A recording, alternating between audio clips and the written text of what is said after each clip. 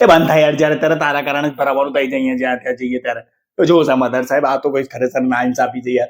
અમે આયા હતા અહીંયા એક નાટક કરવા માટે, એટલે નાટક માટે અમારે જોઈતી હતી હિરોઈન. એટલે અમે હિરોઈન ગોતતા હતા, એટલામાં અમારો ડ્રાઈવર ચૌમુ એને મેં કીધું કે અહીંયા આર્ટ્સ કોલેજ છે, ત્યાં આગળ બધા સ્ટુડન્ટો આર્ટિસ્ટો હોય છે જે હિરોઈન બનવા માટે રેડી હોય છે. એટલે અમે કીધું ઠીક છે, ત્યાં જઈને ઉભા રહી જઈએ, કોકનો કોક તો મળશે.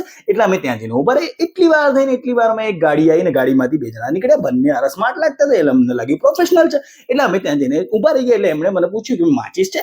મેં કીધું હા માચીસ તો છે જ. માચીસ લઈને મેં હરગાઈ માર બેટા ફૂંકી નાખી. એટલે ફૂંકી નાખી, ચલો છોડો, જે થયું એ થયું. એટલે મેં એમને પૂછ્યું ભાઈ હિરોઈન મળશે? તો કે ના હિરોઈન નહીં, અહીંયા તો આઈટમ મળશે. એટલે મને એમ કે ચલો તમારા શહેરમાં હિરોઈન આઈટમ કહેતા હશે તો આઈટમ તો આપો. એટલી જ વાર થઈને સાલા એનું બેગ મૂકી ગયો, મારું બેગ લઈને ભાગી ગયો. હવે મેં એના જોડે પાછળ ભાગવા ગયો તો આ માણસ એવું કે ના એ ભલે ચોર હશે જે હોય, આપણે નથી ભાગવાનું, આપણે સારા માણસ છીએ, એટલે આપણે અહીંયા ઉભા રહીએ.